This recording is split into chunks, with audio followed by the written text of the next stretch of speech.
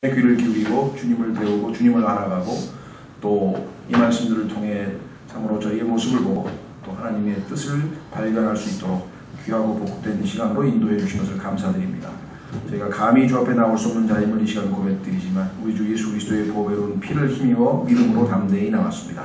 은혜의 왕자 앞에 주께서 길을 열어주셨기에 저희가 나왔습니다. 주님 약속하신 대로 긍휼을 베풀어 주시고 필요한 때에 도우시는 은혜를 주시고 아버지 하나님, 무엇보다 저희가 이 말씀들을 통해 주님을 더욱 깊이 알아가는 좋은 계기가 되도록 도와주시기를 다시 한번 간절히 기도합니다. 아버지 하나님, 저희가 또한 오늘은 기도회로 모였습니다. 하나님의 말씀을 듣고 주의 뜻에 합당하게 기도할 때 참으로 저희가 간절하고 뜨거운 기도로 참으로 주님을 섬기는 귀한 역사가 있도록 도우시고 이 기도를 통해 주의 뜻이 온전히 성취되어 응답하심으로 주의 뜻이 성취되어 하나님을 영화롭게 하고 우리 모두에게는 큰 축복과 유익이 되도록 역사해 주시기를 간구합니다. 하나님의 말씀을 들을 때 들을 길을 주시고 믿을 마음을 주시고 실천할 순종을 주시기를 간절히 바라옵고 심히 무지하고 무능하고 무기력함을 고백합니다. 주님 약속하신 대로 능하게 하시며 지혜와 명철을 더하시며 위로부터 주님의 영으로 충만하게 채우셔서 이 사역을 온전히 성취하셔서 홀로 존귀와 영광과 기쁨을 얻으시는 우리 모두에게 큰 유익을 허락해 주시기를 다시 한번 간절히 간구드리옵고 이런저런 사정으로 참석치 못한 모든 지체들을 긍휼히 여기시고 돌보시고 지켜주시기를 간절히 바랍니다. 이 시간을 아버지 손에 온전히 부탁드리옵고 모든 말씀을 우리 주 예수 그리스도 이름으로 기도하옵나이다. 아멘. 예, 시편 119편 벌써 21번째 시편 119편이 굉장히 긴, 성경에서 가장 긴 장이라고 말씀드렸는데 드디어 21번째, 다음 시간에 이제 마지막 22번째 이렇게 되겠습니다.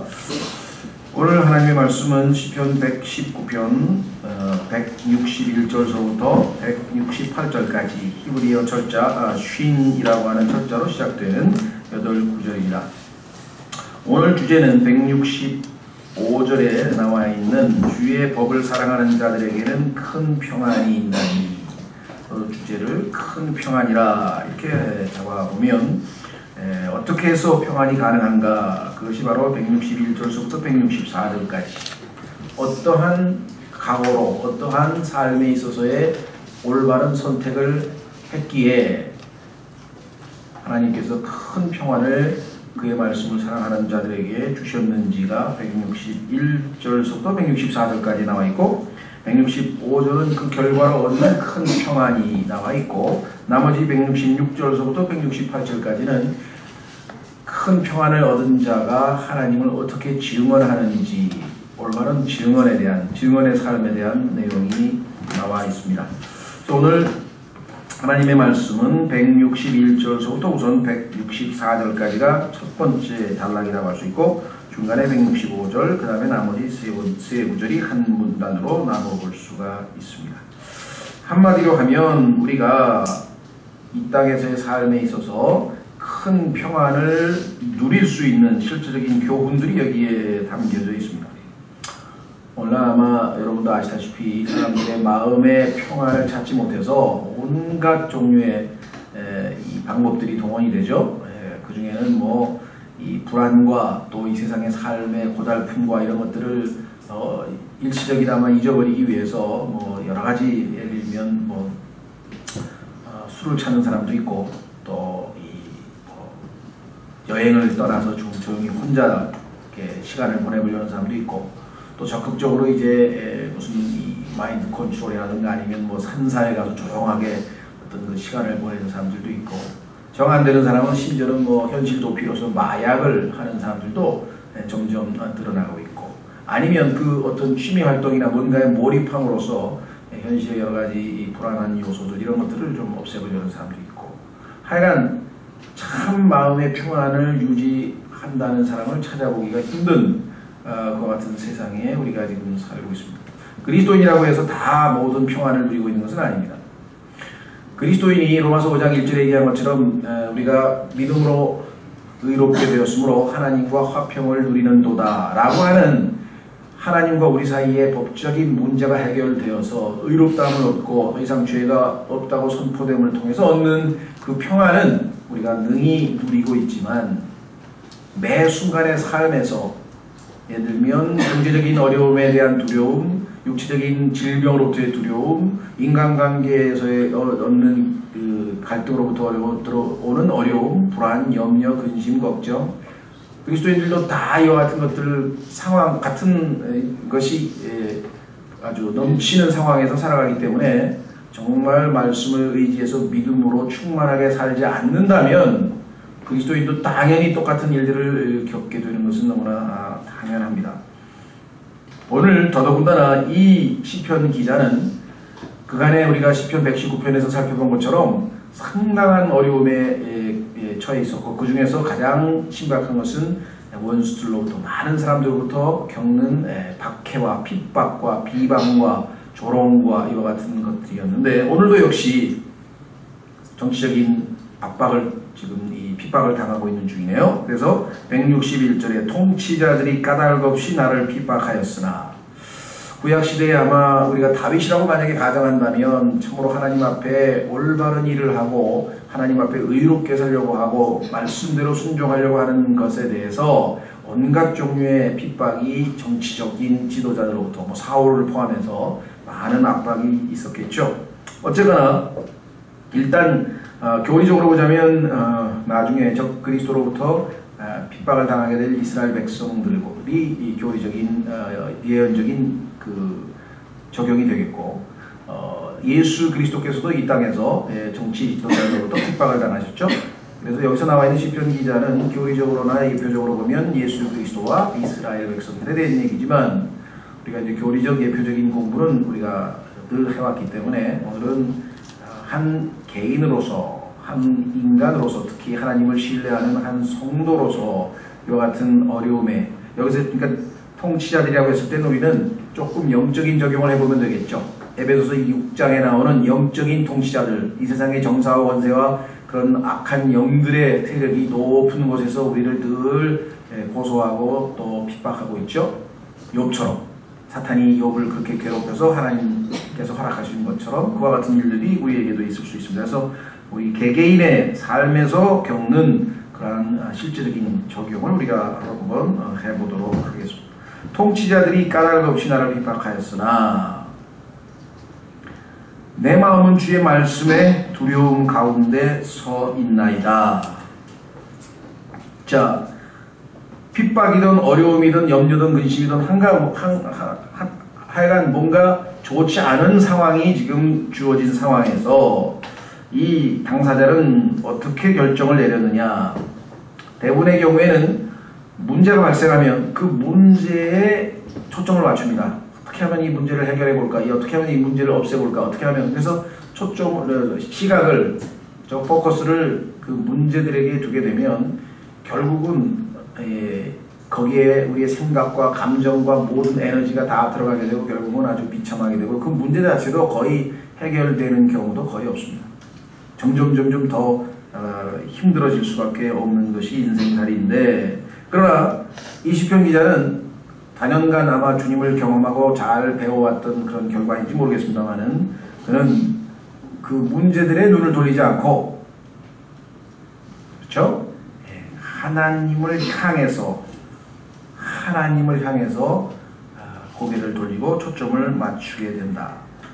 그렇죠? 무엇을 선택할 것인가? 아주 올바른 선택을 했네요. 그래서 내 마음은 그 핍박에 가 있어서 근심, 걱정, 고통, 절망에 빠졌나이다. 이게 아니고 그로 인하여 내 마음이 가라앉았나이다. 무너졌나이다. 이게 아니고 내 마음은 주의 말씀의 두려움 가운데 서 있나이다.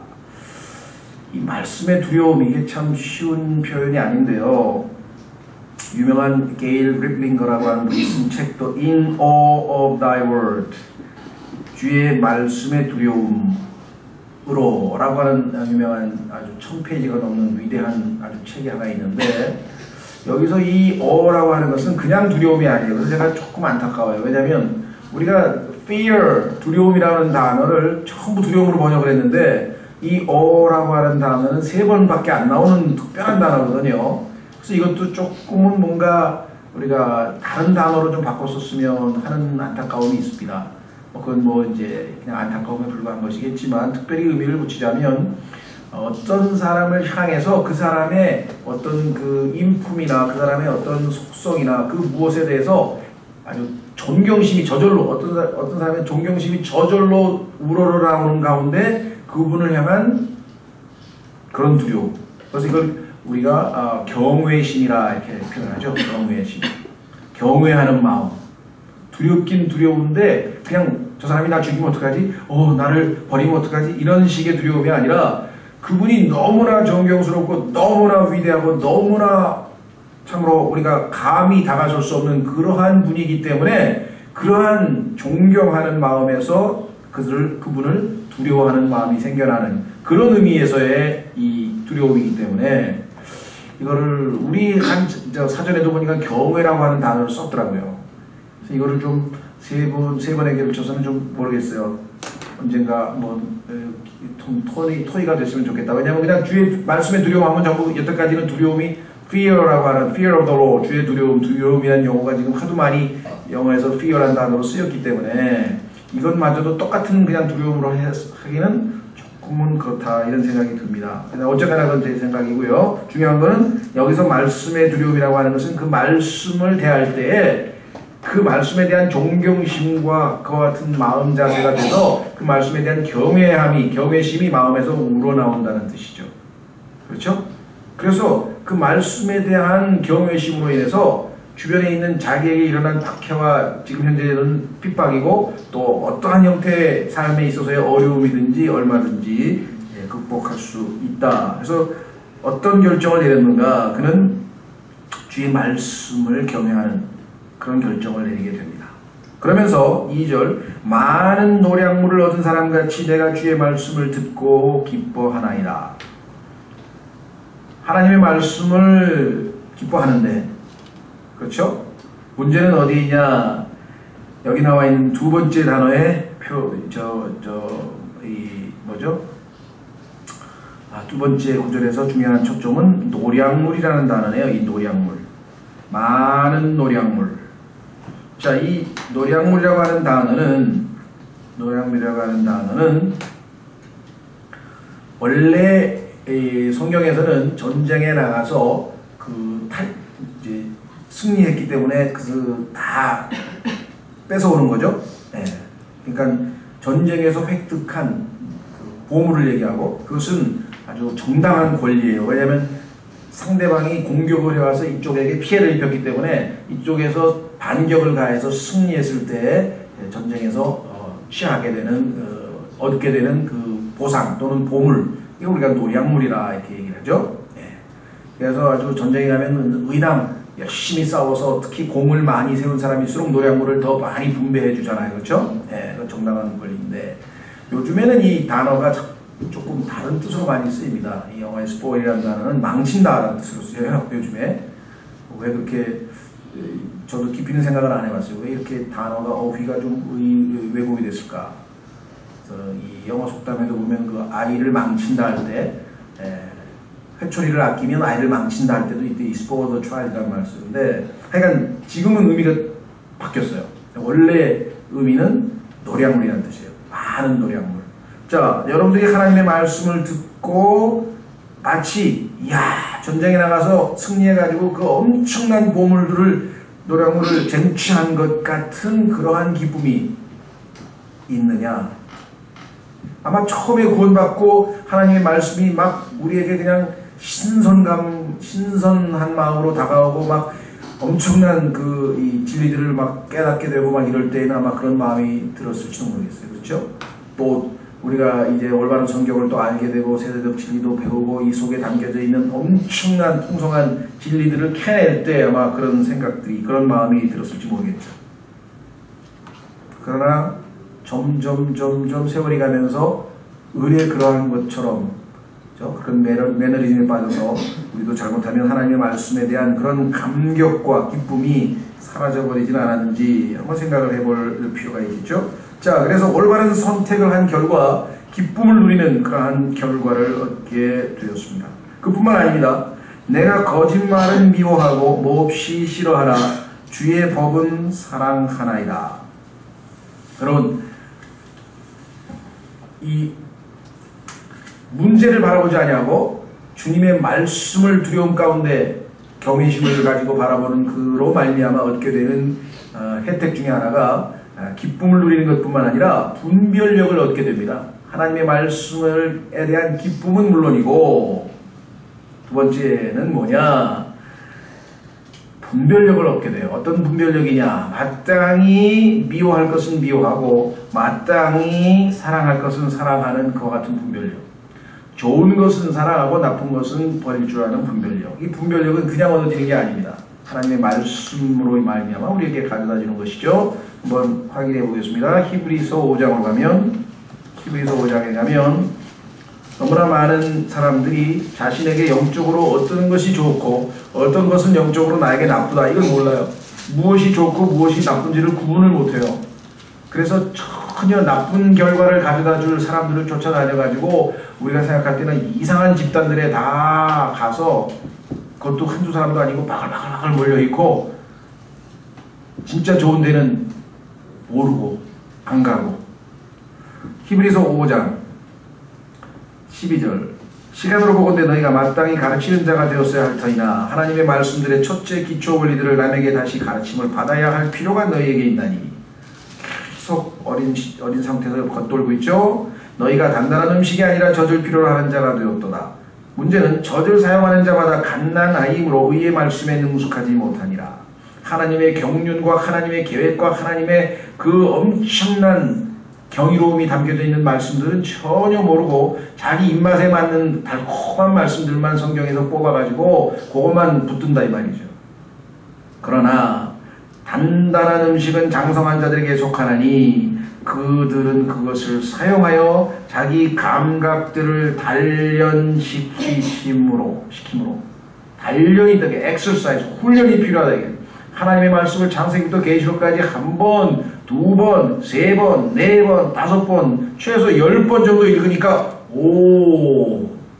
야, 이 말씀이 이쪽으로 가서 이 말씀이 저쪽에도 있고 여기서도 조금, 저기서도 조금, 여기서도 조금, 그렇죠?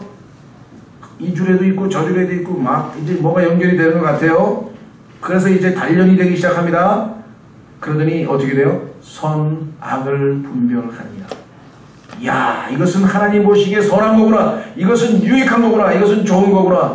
비록 사람들은 그것을 싫어하고 쓰다 그러고 지루하다 그러고 재미없다 그러고 정말 맛없다 그러고 그럴지 모르지만 이게 진짜 좋은 거구나. 반면에 나쁜 거에는, 그렇죠? 오늘날도 보면은 어린아이일수록 나쁜 거 좋아하죠.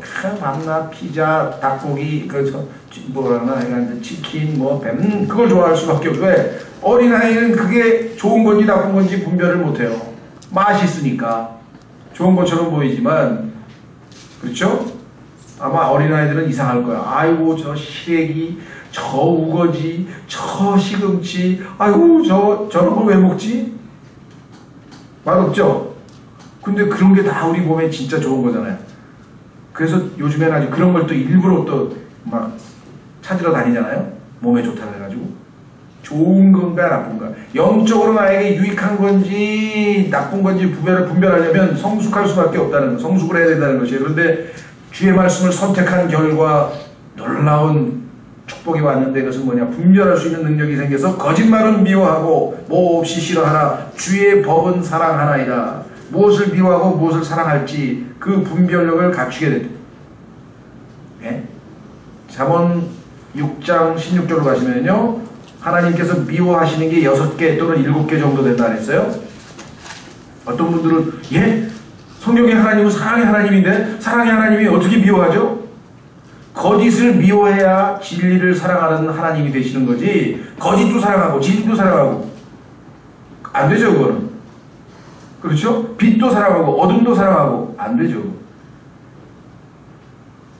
뭐가 뭔지 모르는 사람은 하나님은 사랑의 하나님이기 때문에 뭐든지 다 사랑한데 아닙니다. 하나님은 미워하시는 게 있어요. 미워해야 될 것과 사랑해야 될 것을 분별할 수 있는 능력은 하나님의 말씀을 경외함으로 바라보며 서 있을 때만 가능한 거다. 잠언 6장 16절 주께서 이 6가지를 미워하시며 참으로 7가지를 그분께 가증한 것이니 곧 교만한 눈빛과 요 교만한 눈빛은 마귀의 눈빛입니다. 딱 보면 알죠? 특히 아주 콧대 센 여자들 보면 아주 그냥 눈초리 보면 아이고 그냥 교만 덩어리가 딱 돼. 그렇죠? 그냥 빼죽구두로 삐떡삐떡 하면서 눈빛도 막 하고 보면 벌써 아이고 저거. 그런데 그냥 그런 여자한테 홀려가지고 다니는 사람이 너무나 많으니까 안타깝죠. 왜? 어리니까. 영적으로 어리니까. 정신적으로 구분을 못해, 분별을 못하는 거예요. 무엇이 좋고 무엇이 나쁜지를 모르는 거예요. 예? 그 다음에 거짓된 혀. 달콤하게. 하여간 거의 대부분의 불행한 여자들은 이 혀, 잘못 거짓된 혀에 녹아가지고 세레나데 불러대면서 그냥 막 달콤하게 그냥 속삭이면서 마귀가 다가와가지고 하나님 모든 것을 선한 나무를 다 열매를 먹지 말라고 하더니 하면서 막 이렇게 꼬여댈 때 넘어갔죠. 또 무죄한 피를 흘리는 손과 하나님 정말 죄 없는 사람을 손대는 그 악한 자들 많죠. 우리 주변에. 그 다음에 사악한 상상의 꾀를 꾸미는 마음과 그냥 머릿속으로 온갖 못된 짓은 다 하여간 우리나라처럼 사기도 잘 치고 하여간 별 못된 짓을 다 하는 나라는 없는 것 같아요. 머리가 좋기는 좋은데 나쁜 쪽으로 머리가 너무 좋아 우리나라 사람들은. 우리 조상들도 보니까 그 사극에서 보면 아이고 애들 그렇게 권모술수를 잘 쓰는지 그 교육적으로 안 좋을 것 같아. 전부 나쁜 것만 배워. 어떻게 하면 그냥 뒤통수 져가지고 그냥 권력 탈취하는가 그런 것만 다 보여주더라고. 그렇죠? 그 다음에 신속히 해하고 치닫는 발과 다른 사람 해치는데 그냥 재빠르게. 그 다음에 거짓들을 말하는 거짓 증인과 이 세상에서 제일 힘든 직업이 검사예요. 왜? 다 거짓말을 하니 도대체 증거를 어디서 찾아? 다 숨겨놨는데 그거 찾으려 댕기려니까 옛날 같으면 그냥 두들겨 패서 세상 말로 막 족쳐가지고선 진술을 받아내도 되는데 요즘은 또 뭐 인권 무슨 시대가 돼가지고 그렇게 하면 또 검사가 잡혀가는 세상이 됐잖아요. 경찰이 잡혀가는 세상이 됐어요. 형제들 가운데 불화를 부리는 자니라. 이간질하는 하나님 이런 걸 미워하신다. 자, 뭐 하여간 하나님은 미워하시는 게 틀림없이 있다는 사실 잊지 마셔야 되겠고요. 다시 돌아옵니다. 시편 119편 164절. 이번에는 주의 의로운 판단들로 인하여 내가 하루에 7번 주를 찬양하나이다. 하나님을 찬양하는 기쁨을 누리는 삶이 또 다른 결과로 주어졌다 이 말이에요. 하나님을 사랑하는 찬양하는 기쁨. 여러분 하나님을 향한 찬양, 이 하나님을 향한 찬양인데 7번이라 했어요. 성경이 7은 완전한 수인데요. 그렇죠? 하나님께 그분의 행하신 것에 대한 감사를 드리는 것이 바로 찬양인데 노래를 얘기하는 것은 아닙니다. 여기서는 찬양은 하나님께서 나에게 건강을 주셔서 감사합니다. 하나님께서 이 아름다운 우주를 창조하셔서 감사합니다. 하나님께서 참으로 하나님을 알 수 있는 믿음을 주셔서 감사합니다. 그런 것들을 전부 다 이제 찬양인데 여기에는 의로운 판단들로 인하여 이렇게 얘기했어요. 하나님께서 내리신 판단이 다 오라 보니까 다 진리고 그렇죠? 하나님께서 왜 여자는 남자 옷을 입지 말라 왜 그랬을까? 예를 들면 또 왜 하나님께서 내 부모를 공경하라 왜 이렇게 말씀하셨을까? 그렇죠? 참다운 종교인은 진짜 신앙심은 진짜 종교는 가난한 와비 없는 자들과 그죠? 과부들을 돌아보고 세상으로부터 더럽혀지지 않는 구분되는 삶이다. 왜 그렇게 말씀하셨을까? 하나님은 왜 분열을 조장하는 듯하시 너희는 세상을 사랑하지 말고 세상에 있는 그와 같은 잘못된 것으로부터 떨어져 나와서 분리하라. 왜 그렇게 말씀하셨을까? 등등. 나중에 보니까 그게 다 맞는 말씀이고 다 올바른 말씀이라는 게 하나하나 입증될 때마다 다윗은 항상 하나님께 감사를 드리는 praise, 찬양을 드렸다. 이것이 얼마나 복된 삶이냐라는 것을 우리는 확인해 볼 수가 있죠. 여기서 얘기하는 이 찬양은 그야말로 하나님의 어떠하심에 대한 감사하는 기도지 우리가 일반적으로 얘기하는 뭐 해주세요 뭐 해주세요 뭐 해주세요 하는 그런 간구하는 기도하고는 차이가 있죠. 그렇죠? 영적으로 성숙하면 성숙할수록 간구하는 기도는 양이 줄어듭니다. 왜?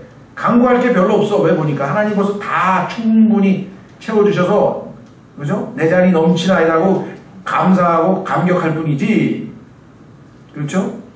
그렇다고 간구하는 기도를 하지 말라는 얘기 아닙니다. 당연히 해야죠. 그러나 보니까 점점 하나님께서 간구보다는 하나님께 감사하는 기도, 찬양하는 기도가 점점 더 늘어나더라. 자, 이제 이 모든 결과, 올바른 선택을 한 결과, 하나님께서 우리에게 주시는 가장 큰 축복은 뭐냐? 큰 평안이라.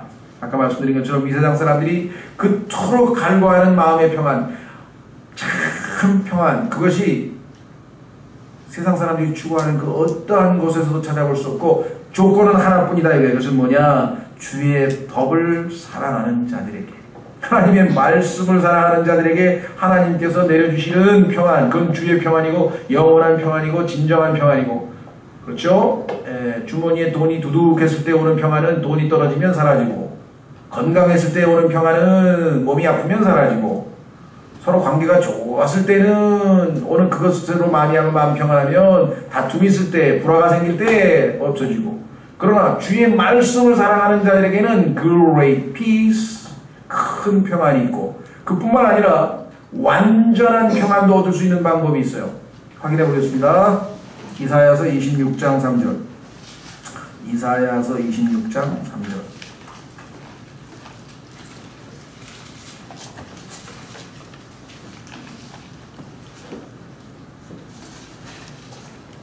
이사야서 26장 3절. 주께서는 생각을 주께 고정시킨 자를 완전한 평강으로 지키시리니 이는 그가 주를 신뢰하기 때문이니이다. 너희는 영원토록 주를 신뢰하라. 주 여호와 안에 영존하는 능력이 있도다. 생각을 주님께 딱 고정시켜놨어. 아무리 문제가 크고 아무리 불안하고 아무리 박해가 있고 그런 것, 그든 거기에다 생각을 두지 않고 나의 생각을 주님께 딱 고정을 시켜놨습니다. 그렇게 되니까 주님으로부터 완전한 평강을 향해 할 수 있는데, 그렇게 될 수 있는 이유는 그분을 신뢰하기 때문이죠. 하나님 몸이 이러한 나의 모든 문제보다도 그 어떠한 어려움보다도 훨씬 더 크신 분이라는 신뢰만 있다면 우리는 생각을 주님께 고정시킬 수가 있다. 그렇게 되겠죠.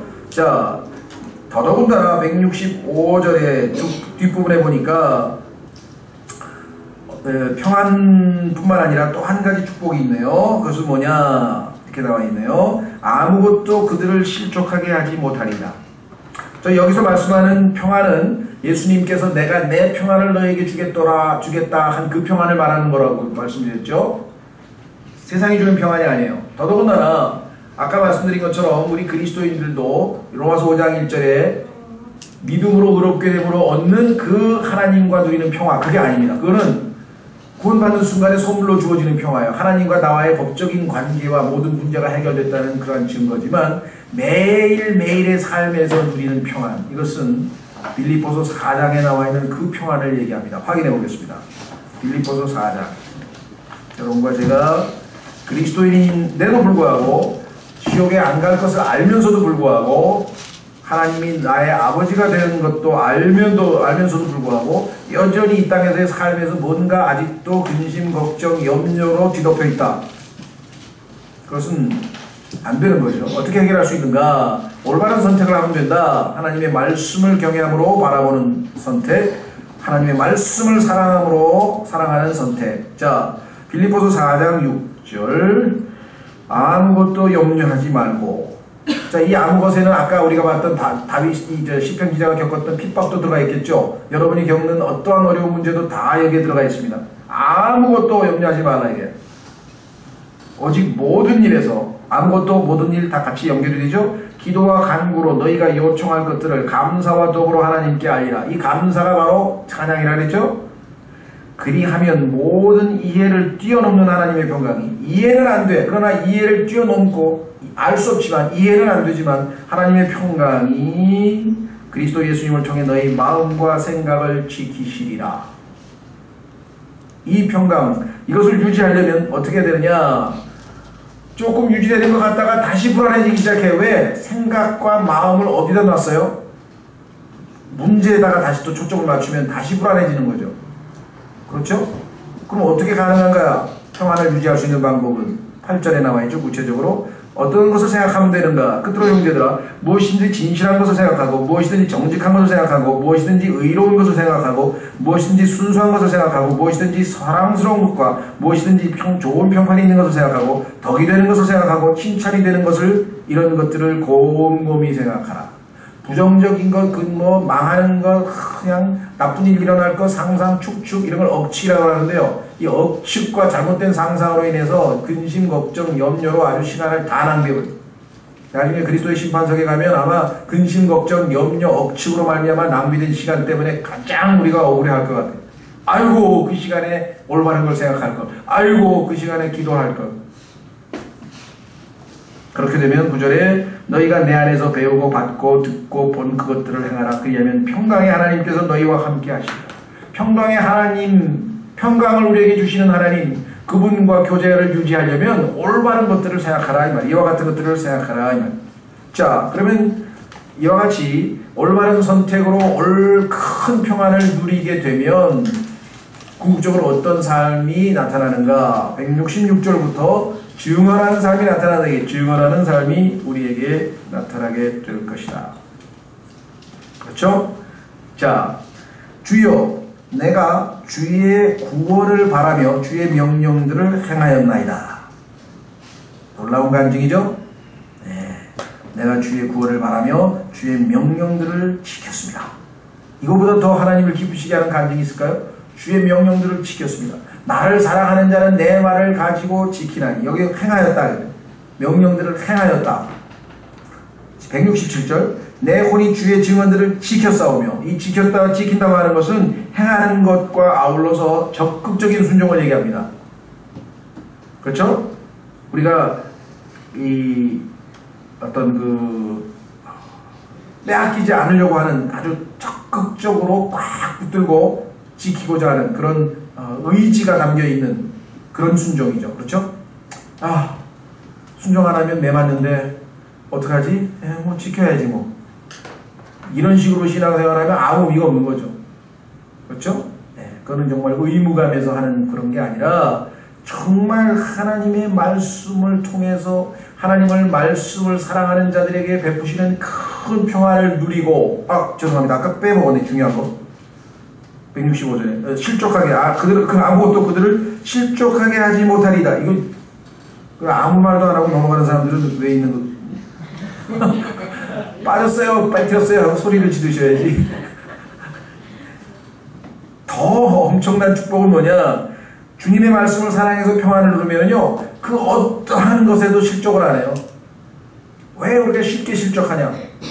어떤 사람은 교회 왔는데 어떤 형제가 보니까 자기가 마음에 들지 않는 스타일의 헤어스타일이 있는데, 아이고 크리스찬이 저런 헤어스타일을 하고 다녀, 난 교회 안 나와. 그래 가버렸어. 별의별 걸로 실족을 해요 사람들이. 그렇죠? 야, 저 형 나 피아노는 그렇게 아주 신중하게 쳐야 되는데 너무 방정맞게 피아노 쳐 싫어. 그 교회 가버렸어. 별 희한한 것에서 실족하는 사람들이 어디 한둘입니까? 그렇죠? 어떤 사람은 목사가 좀 차분하게 얘기하지 흥분해가지고 불안해서 못 읽겠어. 간 사람도 있어. 온갖 종류의 정말 우리가 볼 때는 그런 실족거리가 있어요. 성경에 보면. 네? 심지어는 어떤 사람은 가만히 있어봐. 우리 교회 저기 장로 같은데 저기 신앙 연륜도 높으신 분인데 옆집에서 오늘 고사떡을 먹고 있네. 어떡하지? 고사떡 먹는다고 실족한 사람 고린도전서의 8장에 나오고요. 예. 로마서 14장에 보면은 믿음이 약한 형제가 또 아니 왜 크리스마스는 잘못됐다고 해놓고 나한테 크리스마스 선물을 주는 거야. 저 장로님이 왜 그러는 거야. 하여간 요만한 거 하나 가지고도 전부 실족하는데, 하나님의 말씀으로 인해서 하나님 말씀을 사랑해서 내 마음에 큰 평안이 있으면요, 웬만하게 남이 나를 욕을 하든 비방을 하든 지어낸 얘기를 하든 뭔 얘기를 하든 요동하지 않는 평안이 나를 지배하고 있으면 실족을 안 하는 거예요. 그게 신앙생활이에요. 그죠? 만약에 우리가 조그만 거에서 실족하면 교회야말로 실족거리가 넘쳐. 왜? 소셜 클럽이나 동호회나 다 자기 뜻에 맞고 자기 스타일에 맞고 뭐가 이제 잘 통하는 사람끼리 만났을 거 아니에요. 동창도 그래도 뭐가 공통분도가 있는데 여기는 뭐 공통분도가 있어요. 생각도 다르지, 집안도 다르지, 사고방식도 다르지, 헤어스타일도 다르지. 너무 달라도 다른 사람들끼리 막 지지고 볶고 앉아가지고선 이 뭐하는 얘기예요.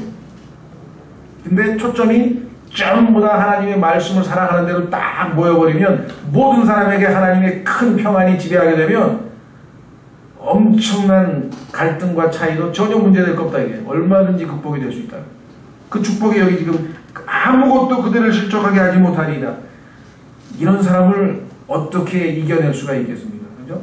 한 큰 평안이 완전한 평강을 누리면서 그 어떠한 상황에서도 실족하지 않고 그죠? 마음의 상처를 받지 않고 넉넉하게 이길 수 있는 그런 사람이 되어버리는 거예요. 하나님의 말씀을 선택함으로 말미암아. 선택, 한 번 선택으로 말미암아. 자, 그래서 그 결과로 간증을 지킨다. 166절, 167절에 내 혼이 주의 증언들을 지켰사며 내가 그것들을 지극히 사랑하나이다. 하나님의 말씀을 머릿속으로 아는 것하고요, 그 말씀을 사랑하는 것하고는 별개의 문제다 이 말이에요. 얼마나 많은 사람이 하나님의 말씀을 머릿속에다 담고 다닙니까? 예? 지식이 성경을 그냥 성경 구절 그러면 짜자자자자자자 몇 장 쫙 설명해. 말씀을 사랑하는 거하고는 별개의 문제예요. 마음의 문제다. 그렇죠? 그 말씀으로 인해 자기가 기쁨을 누리느냐, 그 말씀으로 인해 하나님의 말씀이 나에게 영향을 끼쳐서 내가 찔림을 받느냐, 그 말씀 때문에 내가 진정으로 행복감을 맛보느냐, 그 말씀 때문에 내가 형제를 사랑하느냐, 이게 뭐가 말씀을 향한 사랑은 전혀 다른 열매를 가지고 있는. 168절 내 모든 길이 주 앞에 있으므로 내가 주의 훈계들과 주의 증언들을 지켰나이다. 똑같은 166절도 말씀을 지켰다. 말씀을 행했다. 167절 지켰다. 168절 지켰다. 이 얼마나 위대한 간증이 주의 말씀을 사랑함으로 평안을 누리는 사람의 입에서 나오느냐. 더더군다나 주의 증언들을 지킨 이유가 뭐냐면 모든 길이 주 앞에 있다는 거예요. 하나님 앞에서는 우리는 너무나 편해. 왜? 누군가가 나를 인간이면 알 수도 있고 모를 수도 있죠. 그리고 저 사람이 나는 진정으로 사랑하는지 안 사랑하는지도 몰라. 그렇다면은 내가 저 사람에게 빌미를 잡힐 거라든가 이런 것들은 가능하면 덮어야 돼. 그렇죠? 숨겨야 될 거 아니에요. 저 사람이 나를 보고 비방하거나 비판할 이런 거리는 어떻게든지 감춰야 돼. 그렇죠? 그래서 어쩔 수 없이 우리는 사회생활하면서 가식적으로 행동할 수밖에 없어. 그러나 하나님 앞에서는 속일 게 하나도 없다. 속일 수가 없어. 모든 것을 다 아시는 분이죠. 그렇죠? 왜? 여기 나왔잖아요. 내가 주의 훈계들과 주의 증언들을 지켰나이다. 내 모든 길이 주 앞에 있으므로. 이 고백이 성경에도 수없이 많이 나오는데 몇 군데만 한번 찾아보죠. 제일 유명한 구절 시편 139편. 시편 139편에 보면은 그 유명한 고백이 나오죠. 시편 139편 8절 7절부터 시편 139편 7절부터 내가 주의 영을 떠나 어디로 가리이까 혹은 내가 주의 앞을 떠나 어디로 피하리이까 내가 하늘로 올라갈지라도 주께서 거기 계시오며 내가 지옥에 내 침상을 펼지라도 보소서 주께서 거기 계시나이다. 내가 아침에 날개들을 취하여 바다 맨 끝 지역들에 가서 거할지라도 거기서도 주의 손이 나를 인도하시며 주의 오른손이 나를 붙드시리이다. 어딜 가도 자 잠언 5장 21절